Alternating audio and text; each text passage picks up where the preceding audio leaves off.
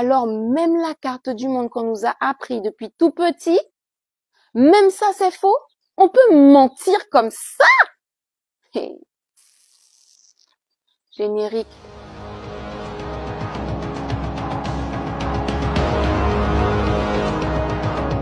Bienvenue sur Afrique Résurrection, je suis Safiane Joylab, chercheuse en histoire et culture africaine. Alors concernant la carte du monde, il y a deux informations fausses, mais ce sont deux informations essentielles.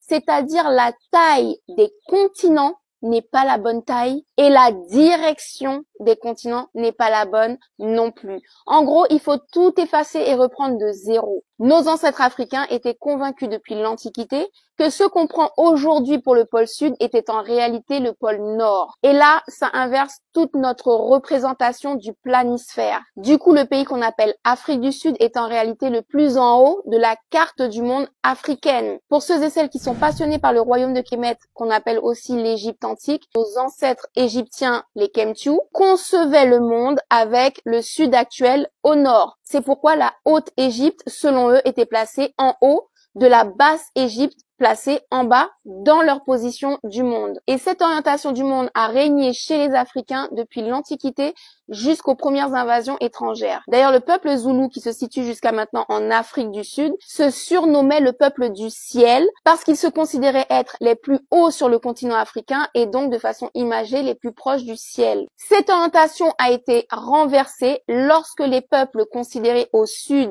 c'est-à-dire les Caucasiens, les Européens, ont commencé à dominer le monde. Dans leur logique religieuse, Dieu est en haut, le paradis est en haut, les enfers c'est en bas. Du coup, il fallait que eux-mêmes soient situés en haut. Une autre raison, c'est tout simplement que lorsqu'on domine les autres, on est forcément situé plus haut qu'eux. Donc de façon matérielle, ça va se voir par un trône qui est plus haut que le reste du public. Du coup, à partir de cette logique, il fallait absolument, encore une fois, que les peuples qui se destinent à dominer toute la planète, eh bien, se situent en haut de cette planète. La deuxième information fausse qu'on nous a appris à l'école année après année et qu'on apprend encore aujourd'hui à nos enfants, ce sont les dimensions des continents. L'Afrique est beaucoup plus grande qu'elle n'est représentée actuellement sur les planisphères qu'on connaît. Et ces planisphères sont affichés dans toutes les salles de classe du monde entier. Pire encore, c'est que les pays du Nord, notamment les pays européens, sont beaucoup plus petits. Alors si on doit rétablir les vraies dimensions, je pense que l'Angleterre disparaît du planisphère, on ne la voit plus. Si on avait affaire aux vraies cartes, le couronnement d'un roi d'Angleterre qui a lieu dans un endroit qu'on ne voit même pas sur le planisphère,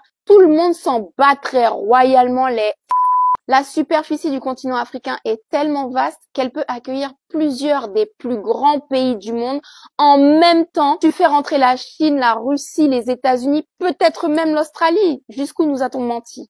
Encore une fois, il était important pour ceux qui se destinaient à dominer le monde de convaincre nos cerveaux avec des représentations visuelles que c'était des pays importants, que c'était des territoires imposants. Parce que ce serait beaucoup plus difficile de faire accepter à des pays qui sont plus grands, qui ont des populations beaucoup plus importantes, de se faire contrôler par des petits cailloux qu'on voit à peine sur les cartes. Bref, c'est une affaire de manipulation mentale. Donc réveille-toi, nous sommes dans la matrice, on nous ment depuis le début sur tout. Alors n'aie pas peur de remettre en question absolument tout ce qu'on t'a appris à l'école, à la télévision, à l'église ou à la mosquée. Alors pour conclure, j'en appelle à nos dessinateurs, à nos illustrateurs, s'il vous plaît, renseignez-vous sur les véritables dimensions. Proposez-nous des planisphères, des globes qui respectent les véritables dimensions de la planète et notamment du continent africain. Il faut que nous ayons des supports à proposer à nos enfants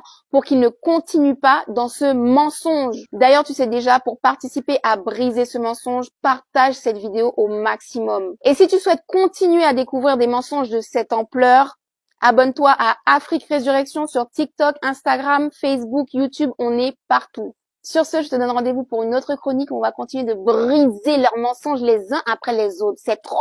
On peut mentir comme ça? Hey!